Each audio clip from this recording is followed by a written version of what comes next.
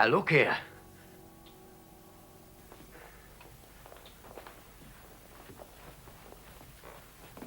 But, Mum... Close the window, John.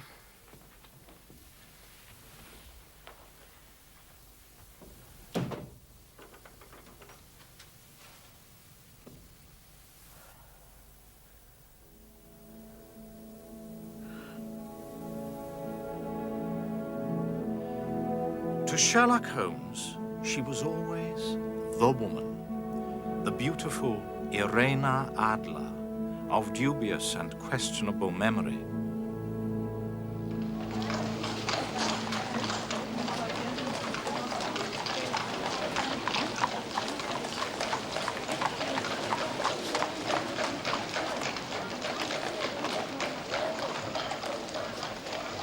At the time of our involvement in the Irena Adler case, Holmes and I had been sharing rooms in Baker Street for some years. My practice had caused me to be absent in the country for several days.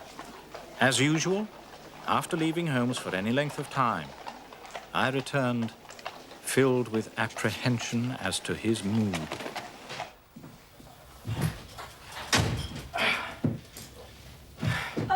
Oh, hello, Mrs. Hudson. Dr. Watson, just look at you, half soaked to the skin. Yes, well, I'm not surprised. I have just spent 20 minutes standing in the pouring rain waiting for a cab. Won't do that old wound of yours any good getting so wet, Doctor. Oh, no.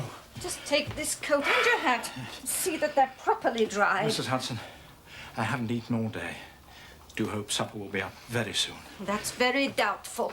I don't know what's come over Mr. Holmes. He seems to be all on edge. I'm not to bring up supper until I'm called. Those are his orders. Thank you, Mrs. Hudson.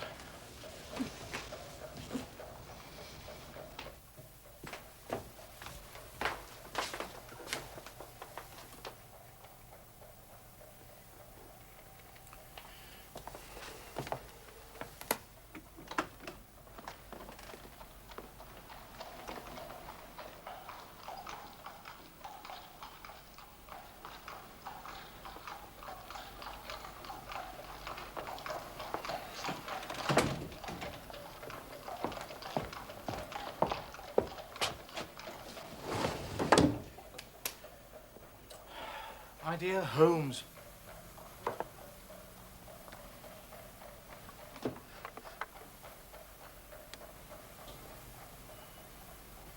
What is it tonight?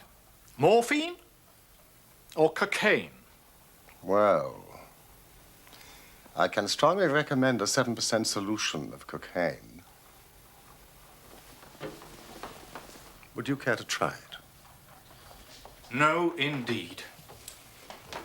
I speak not only as your friend, but as a medical man. How can you risk such damage to the great powers with which you have been endowed? I cannot tell you how it clarifies and stimulates the mind. Yes, and destroys it in time. My mind rebels at stagnation. Give me problems. Give me work. Give me the most abstruse cryptogram, the most intricate analysis, and I'm in my proper atmosphere. Then I can dispense with artificial stimulants. But I abhor the dull routine of existence. I crave mental exaltation. That is why I've chosen my own profession, or rather, created it, for I am the only one in the world.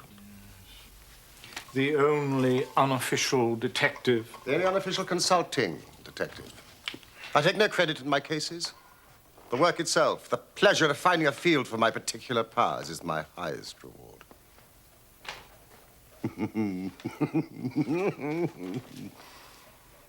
You can close that drawer. You have made the wrong diagnosis, Doctor. I have my stimulant here.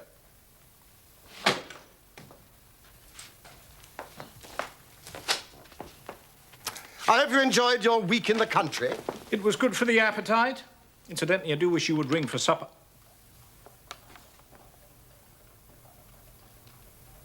What is this? Yes, I must get ready for my visitor. It came by the morning post. Give me your observations. Well, I mean, it's undated and without either signature or address. Good. Read it aloud. Dear Mr. Holmes, there will call upon you tonight at 7:45 a gentleman who... Good heavens, we've only a few minutes, Holmes. Go on. A gentleman who desires to consult with you upon a matter of the very deepest moment. Your recent services to one of the royal houses of Europe have shown that you are one who may be safely trusted with matters which are of an importance which can hardly be exaggerated. This account of you we have from all quarters received. Be in your chamber, then. Good heavens, this is a mystery indeed. What do you imagine it means? Well, I have no data yet. It is a capital mistake to theorize before one has data. But the note itself, what do you deduce from it? It's a man's writing. Good. Presumably well-to-do. It's expensive paper, this. It's peculiarly strong and stiff. Peculiar, that is the very word. It is not English paper at all. Hold it up to the light. Ah. Large E, small g, large P and G with a small T woven into the texture. And that is? Maker's monogram. Excellent, Watson. Come along. Let us consult our continental gazetteer. Your cigars. You see, I was not unmindful of your return. Oh. Would you care for some whiskey? Later, perhaps, when we've eaten. The monogram is an abbreviation for Papiergesellschaft, which is the German for paper company. And the E.G. Eglau, Eglonitz, Egria. A German-speaking district of Bohemia, noted for its numerous glass factories and paper mills there. Bohemia. The kingdom of Bohemia. And the note is written by a German. You see, this account of you we have from all quarters received. Only a German is so uncourteous to his verbs. So we are to expect a German from Bohemia. Here he is. Drawn by a pair. A nice little broom. There's money in this case, Watson, if there's nothing else. Holmes, I think your visitor will want me out of the way. Not a bit, Doctor. Stay where you are. I am lost without my Boswell. But he sounded so secretive. I may need your help, and so may he. Now stay in that armchair and give me your full attention. Here he comes.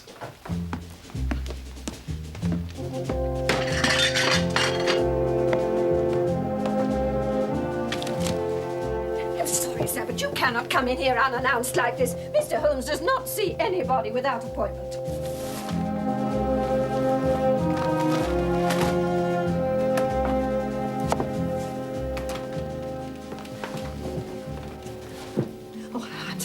Mr. Holmes, there was nothing I could do. It's perfectly all right, Mrs. Hudson. If you would kindly leave us and close the door. Thank you.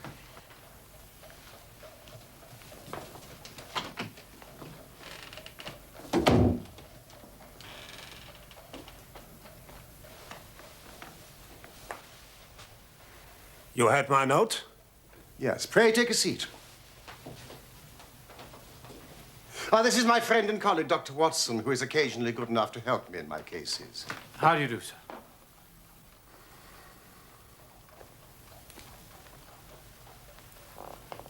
Whom do I have the honor to address?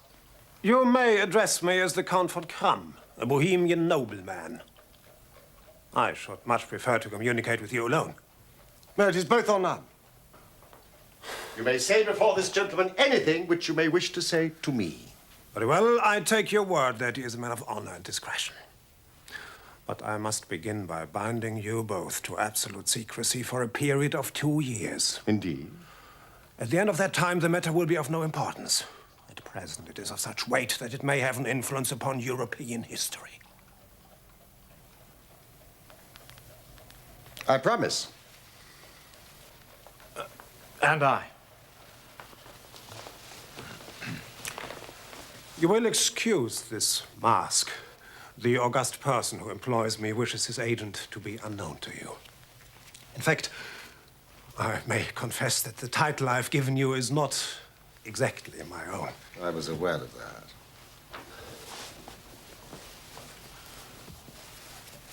The circumstances are of great delicacy. every precaution must be taken to prevent an immense scandal which would seriously compromise one of the royal houses of Europe. To speak plainly, the matter concerns the great house of Ormstein, hereditary kings of Bohemia. I was aware of that too, Your Majesty.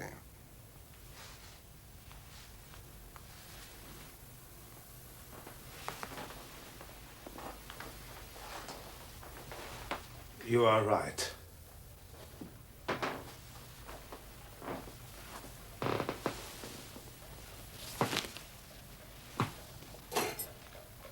I am the king. Why should I attempt to conceal it? Why indeed? Your Majesty had not spoken before I was aware that I was addressing Wilhelm Gottschalk Sigismund von Ormstein, Grand Duke of Kassel-Felstein and hereditary king of Bohemia, and in passing, the finest duelist in Europe. You have killed 4 opponents. Honorably. Of course.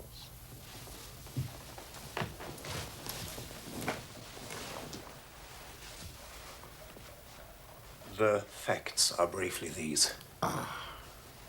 Some 10 years ago, during a lengthy visit to Warsaw, I made the acquaintance of the well-known adventuress, Irene Adler. The name is no doubt familiar to you.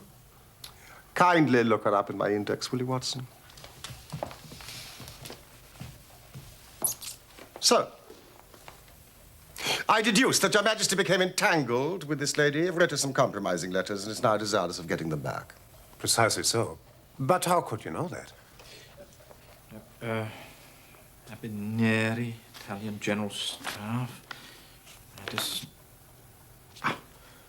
Adler Irena, born New Jersey, 1858. Is this the lady? New Jersey, let me see. Singer, contralto, appeared at La Scala, opera houses Petersburg and Warsaw. Retired from the operatic stage, now living in London. Makes occasional concert appearances. That is the lady.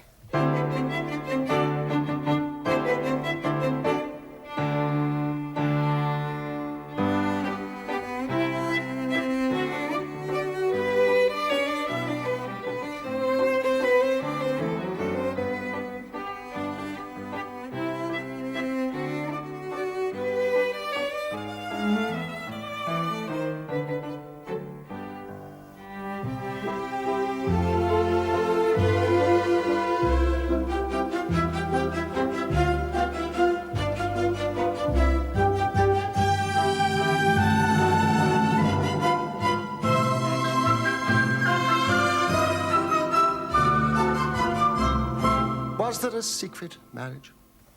None. No legal papers or certificates? None. Then I fail to follow, Your Majesty. If this person should produce your letters for blackmailing or other purposes, how is she to prove their authenticity? There is the writing. Poo-poo forgery. My private writing paper. Stolen. My own seal. Imitated. My photograph. Bought. We were both in that photograph.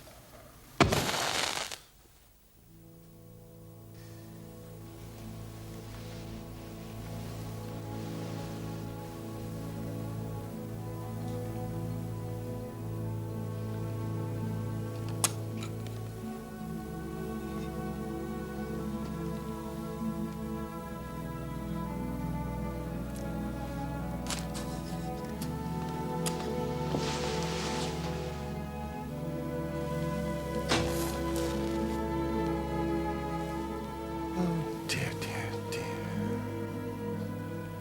Yes, that is very bad. Your Majesty has certainly committed an indiscretion. She was beautiful, bewitching, clever, daring.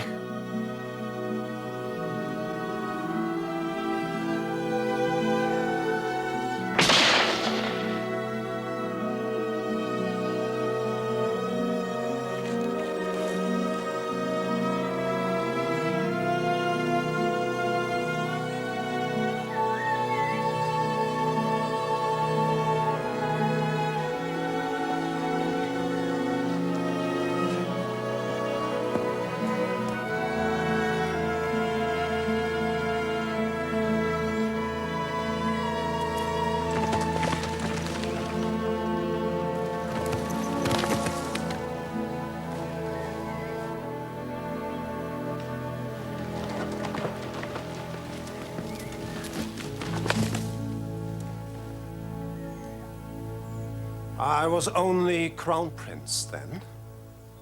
I was young. I am but 30 now.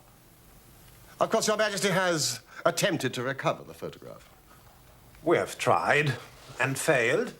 Then Your Majesty must pay. It must be bought. She will not sell. Stolen, then? 5 attempts have been made. Twice, burglars in my pay ransacked her house. Once we diverted her luggage when she traveled. Twice she has been waylaid. There has been no sign of it. Huh. You laugh. It is serious. Yes, it is very serious indeed. Well, what does she propose to do with this photograph, if not to extort money? To ruin me. Huh. I'm about to be married. So I've heard. To the Princess Clotilde Lothman von Saxe-Meiningen, second daughter to the King of Scandinavia. It is a brilliant match. Precisely. But you will know the strict principles of her family.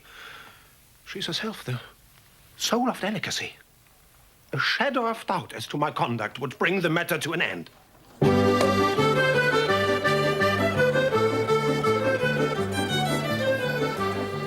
And Irena Adler Threatens to send them the photograph. And she'll do it. She has a soul of steel. She's more beautiful than any other woman I've known, and more resolute than any man. There are no lengths to which she would not go, none, to prevent my marriage to another woman. Your Majesty, why is this lady so vindictive? Oh, there was once some talk of marriage. Ha! She would not see that it was impossible.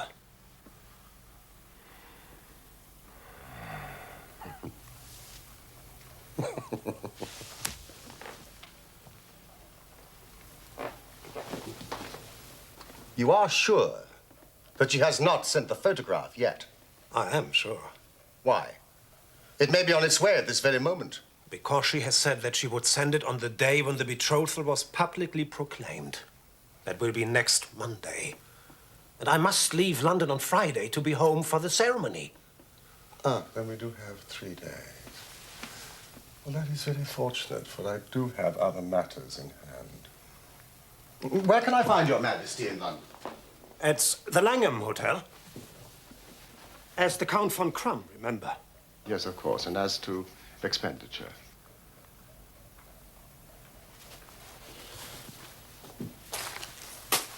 Here are 300 pounds in gold and 700 in notes.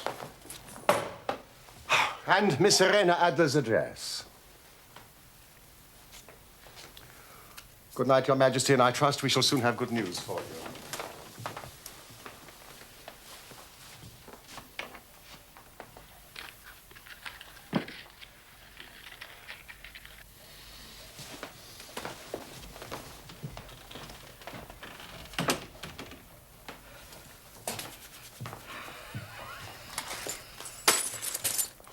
Holmes, we can dine at Romano's. But we only have 3 days. Till Friday. It must be settled by Friday. The composer Tchaikovsky is conducting his own works at the St. James's Hall. No, no, no. It must be settled by Friday. No. My dear Watson, I'd like to be alone. You are hungry. Yes. I'm sure Mrs. Hudson will bring you up a sandwich. Sandwich? We will not discuss this matter until tomorrow afternoon. Good night.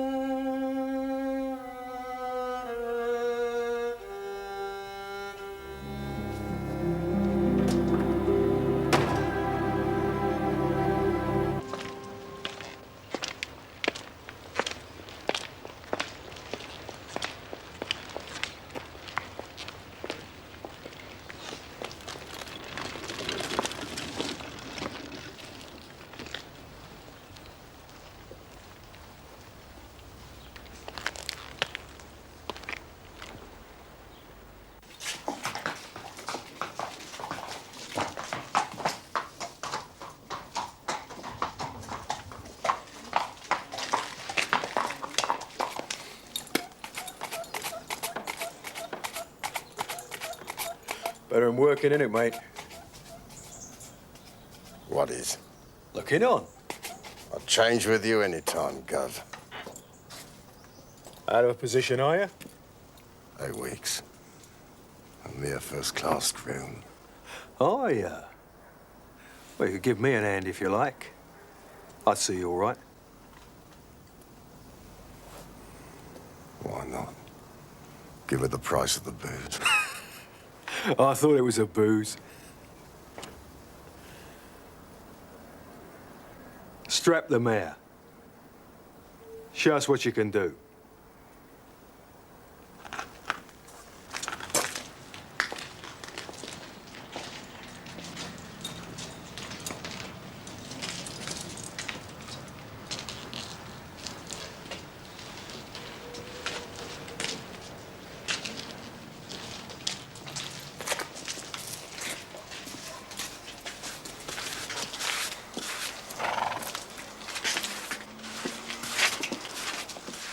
I spent a couple of hours with the cabbie and his cronies. Miss Irena Adler has certainly turned all men's heads in those parts. She is the daintiest thing under a bonnet on this planet. So say the Serpentine News fraternity to a man. She lives quietly, drives out at 5 in the evening, returns at 7 sharp for dinner. Seldom goes out at other times, except when she sings. She has only one male visitor, but sees a good deal of him. He never calls less than once a day, and often twice. His name is a Mr. Godfrey Norton of the Inner Temple. You see the advantages of having a cabman as a confidant.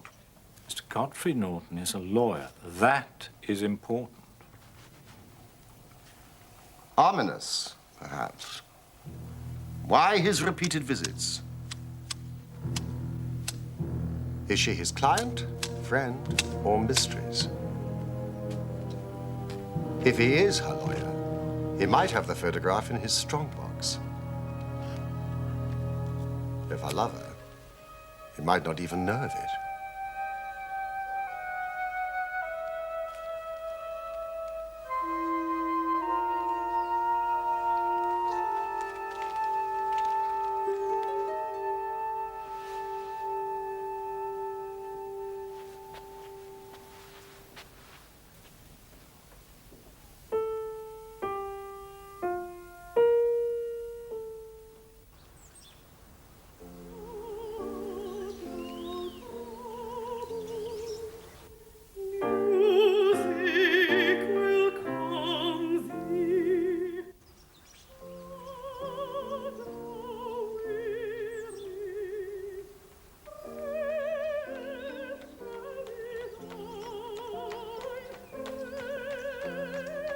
She had just begun to sing. She has the voice of an angel, Watson, when a truly surprising chain of events overtook me, starting with the arrival of someone I presumed to be Mr. Godfrey Norton. Wait for me, will you?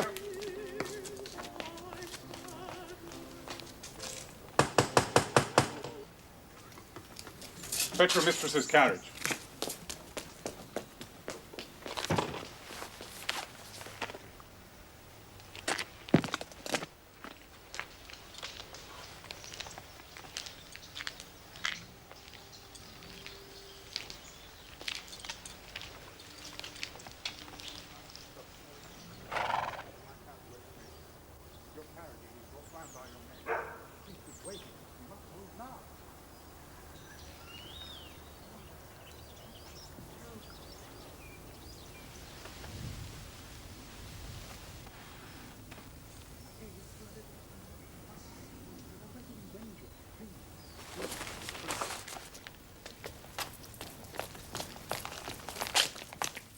Drive like the devil. Church of St. Monica Edge Railroad. I must arrive there at least 5 minutes before 12. That gives you 20 minutes. Half a guinea if you do it.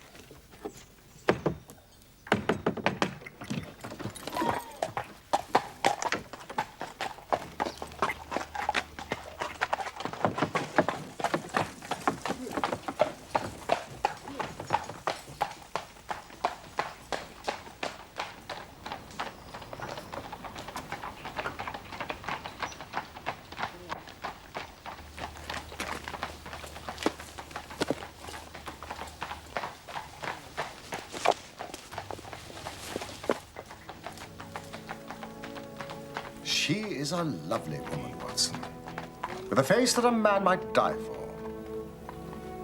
Face a man might die for. Unusual language for you, Holmes. A metaphor, Watson, nothing else. I was just about to sprint after a landau and perch on the back when another cab came through the street. He looked twice, such a shabby fare. But I jumped in before he had time to object.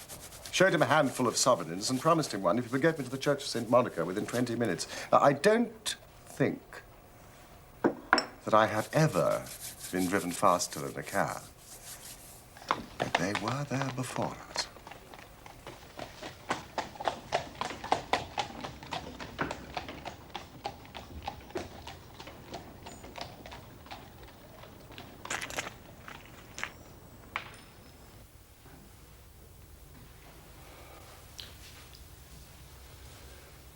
I'm very sorry, Mr. Norton, For but pity's sake, it's almost midday. the latest time allowed by law. I would have called in one of those confounded churchmen, but I saw no reason to let them know our business, and I sent them off for a drink. Oh, dear Lord. Godfrey.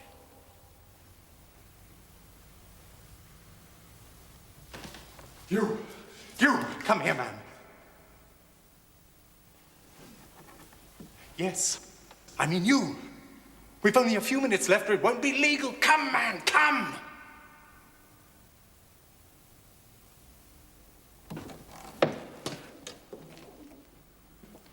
Hold this, and do as you're told.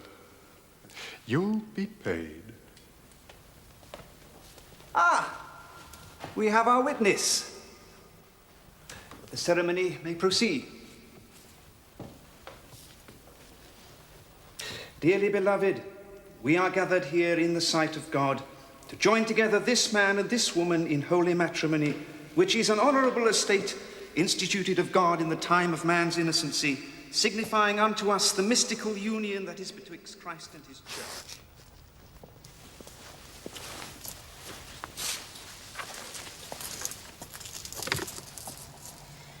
Irena. I allowed you to persuade me.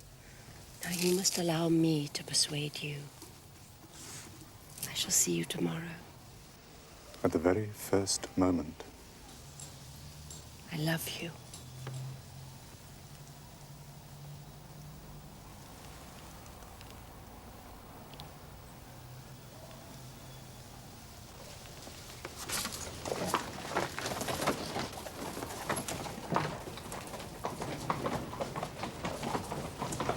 John?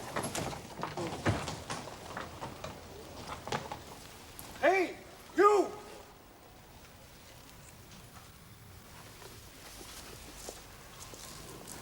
Come here, my man. Come here. Godfrey, let me.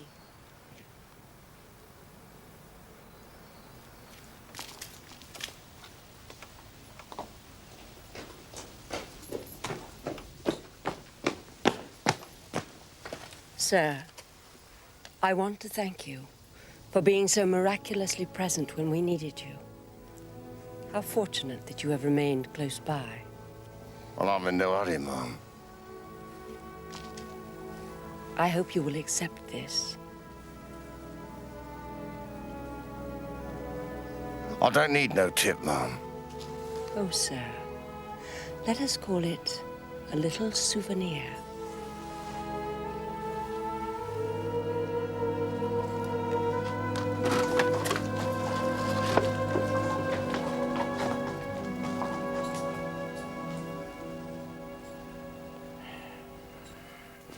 She gave me a sovereign. Here it is. What an extraordinary turn of events. I shall wear it on my watch chain in memory of the occasion. And what now?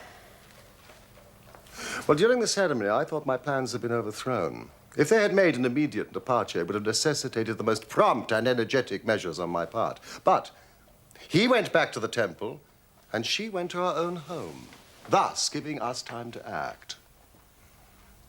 How? Doctor, I shall require all your courage and alertness. I should be delighted. You don't mind breaking the law? Not in the least. nor running the chance of arrest. Not in a good cause. Oh, the cause is excellent. Well, then I am your man. Splendid.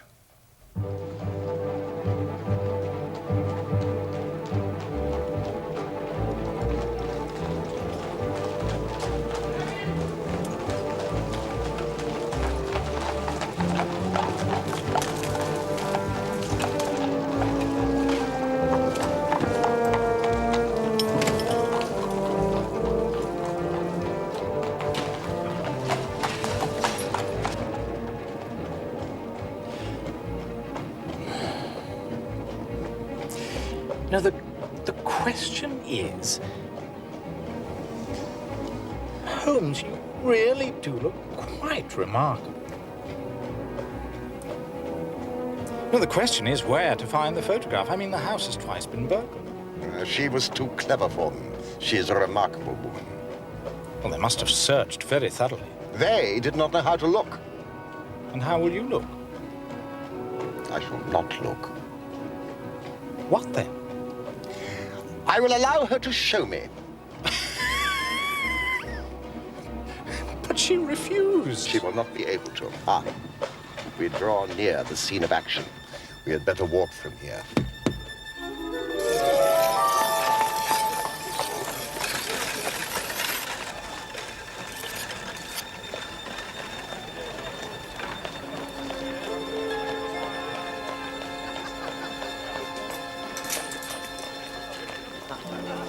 You know your instructions. When you raise your hand, I act. And we meet at the rendezvous in 10 minutes. Here she comes.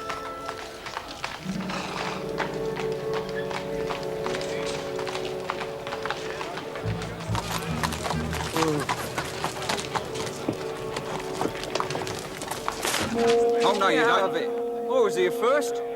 I opened the door, lady. You never know it was me. Clear off, you two.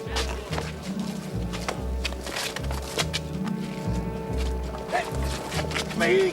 Oh! Nothing carries doors is a legitimate means of livelihood, Mr. Funky. You ain't gonna stop a man earning a copper, see? Pass. You there. Let go of my coachman. Take the bread from me mouth, would ya? I'll fill your mouth, chum.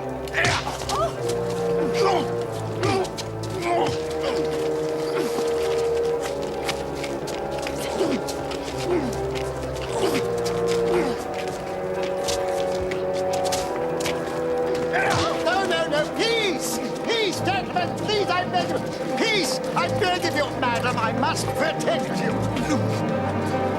So stop that, go, and you stop.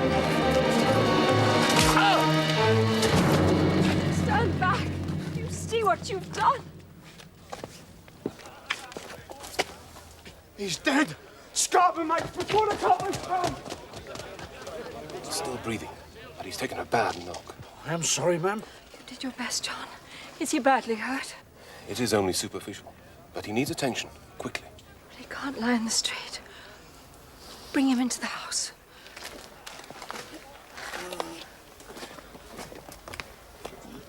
All right, sir.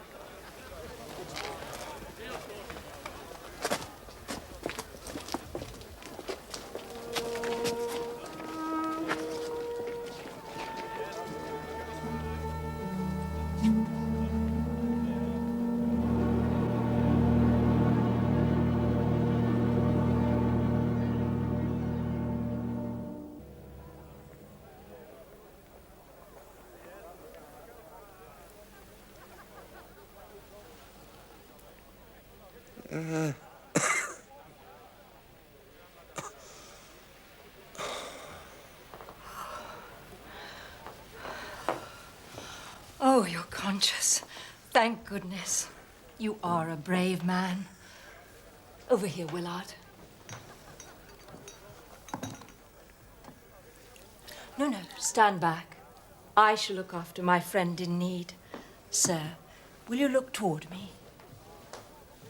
It is no sight for a lady. I have strong nerves, dear friend. No, I cannot permit. Thank you. A bandage. As you wish.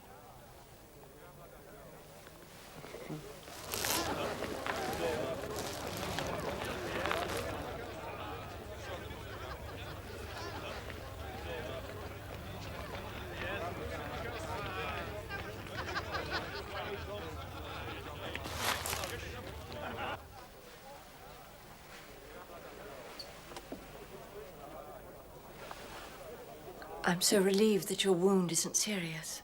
Well, it is but shallow, and the concussion wears off.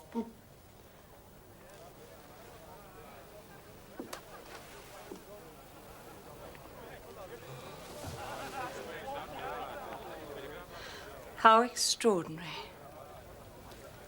Madam? that so many people should gather in such a quiet little turning. Well, it's the gang, madam. It was all prearranged to rob you. All those men to snatch one little purse. Oh, no, dear friend. It wouldn't have paid them. My vocation takes me much amongst the poor and even the criminal classes, madam. Look at those people staring. Oh, curiosity is so unseemly. But I fear universal. Oh, I am so sorry. I think I'm going to faint. Ah, air. I need some air. Willard, the window. Oh.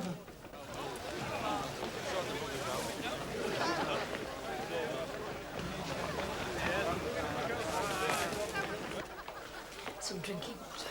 Are there any smelling salts?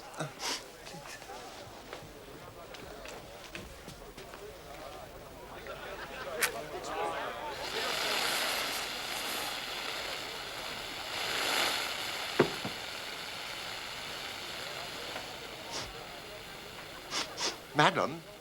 Madam, I think I can smell fire. What? Fire! Fire! There's a fire! It's a...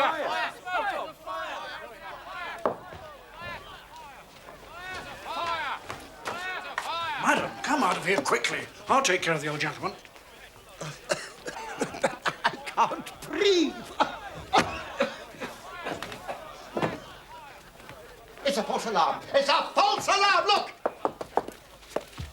It's a trick. It's a trick. Tell them. Tell them. It's a false alarm. Do you hear? We do not need the fire engine.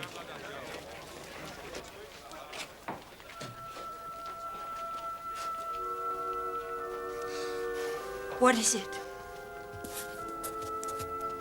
It is a plumber's rocket, madam. One of my flock is a plumber. It is ignited by a cap and sends smoke into pipes to betray cracks and holes. No. It's all right. It will disperse. You said it was a trick. Who would play such a trick on me? One of the gang, madam. But to what purpose? I've escaped them. Revenge.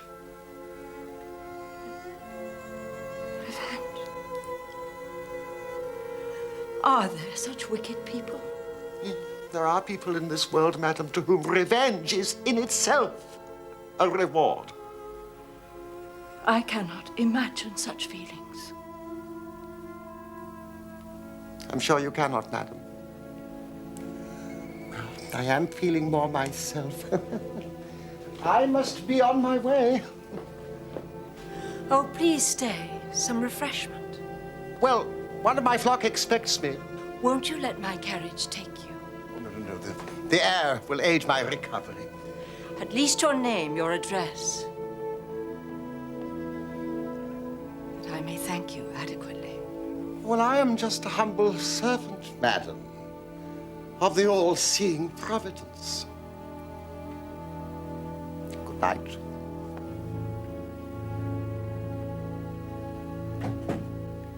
Good night.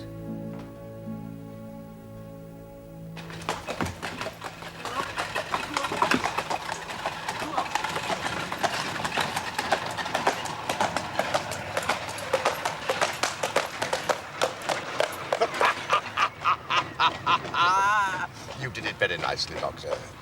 You have the photograph? No, but I know what it is. How did you find out? She showed me, as I told you she would. The trouble is, it still remains in her possession. You may have lost your one chance, Holmes. No. I shall call early tomorrow morning. You'll call there? And as my own self. And with the king. The king? And with you, Watson. You must be a witness at the end of our quest.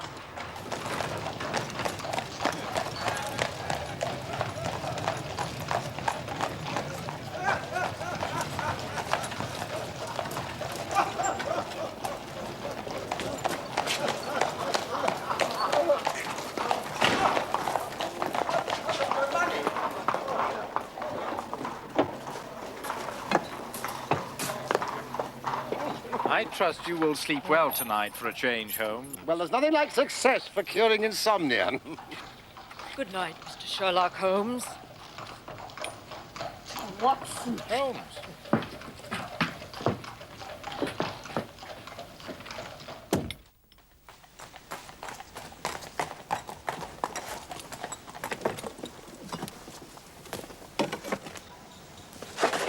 But she could not love him. I'm in hopes that she does. Why? Because it would spare your majesty all fear of future annoyance. If she loves her husband, then she does not love your majesty. And if she does not love your majesty, why should she interfere with your majesty's marriage?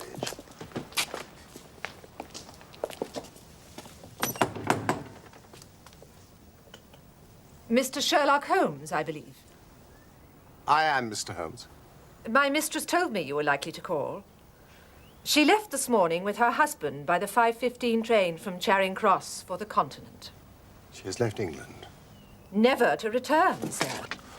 All is lost.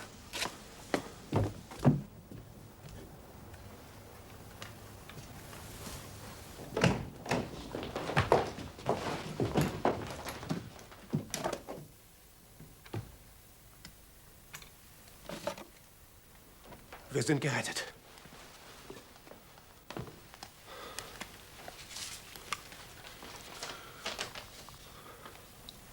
This is not it. Holmes, this is a different photograph.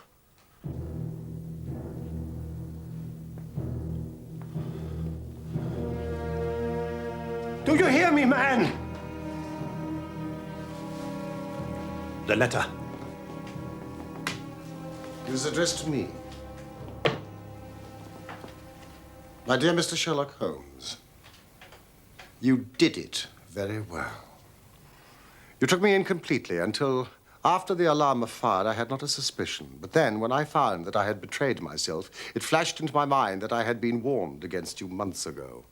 I had been told that if the king employed an agent, it would certainly be you. Yet, with all this, you made me reveal what you wanted to know. Even before, when the presence of so many people in the street had sounded an alarm in my instinct, I could not think evil of such a dear, kind old clergyman. But you know, I have been trained as an actress myself, and male costume is nothing new to me. Yes, it was I who followed you to your door, just to make sure that you really were the celebrated Mr. Sherlock Holmes. It was I who rather imprudently wished you good night. Then I started for the temple to see my new husband.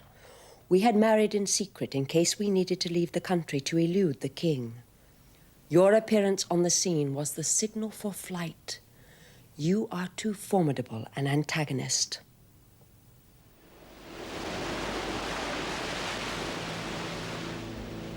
You will find the nest empty when you call tomorrow. As to the photograph, your client may rest in peace. I love and am loved by a better man than he.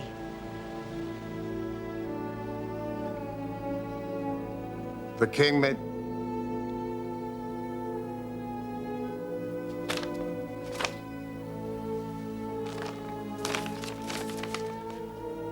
The king may do what he will without hindrance from one whom he has cruelly wronged. I kept it only to safeguard myself and to preserve a weapon which will always secure me from any steps he may take.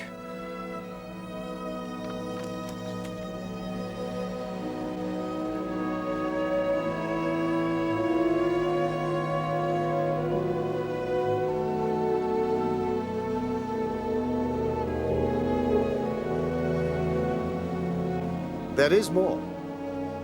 I leave another photograph which he might care to possess. And I remain, dear Mr. Sherlock Holmes, very truly yours. Irena Norton, née Adler. What a woman. What a queen she would have made. Is it not a pity she was not on my level? From what I have seen of the lady, yes, indeed, she is on a very different level to Your Majesty. I am only so sorry that I have failed in my commission. On the contrary, my dear sir, nothing could be more successful. I know that her word is inviolate. The photograph is now as safe as if it were in the fire. I am glad that Your Majesty thinks so. I am immensely indebted to you. Pray, tell me in what way I can reward you. This ring.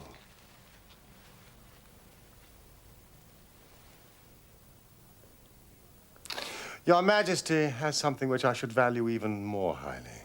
You have but to name it. This. Irene's photograph. Certainly, if you wish it. Then I have the honor to wish Your Majesty a very good morning.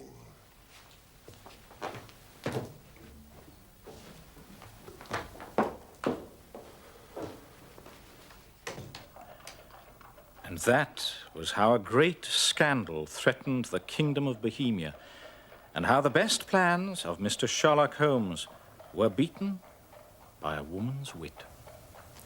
He used to sneer much at the cleverness of women, but I have not heard him do it of late.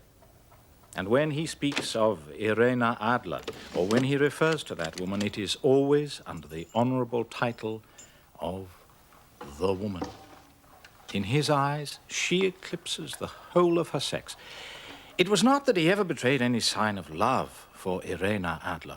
All emotions such as that one are abhorrent to his cold, precise mind. He only looks on women pathologically, as the source of motives, clues.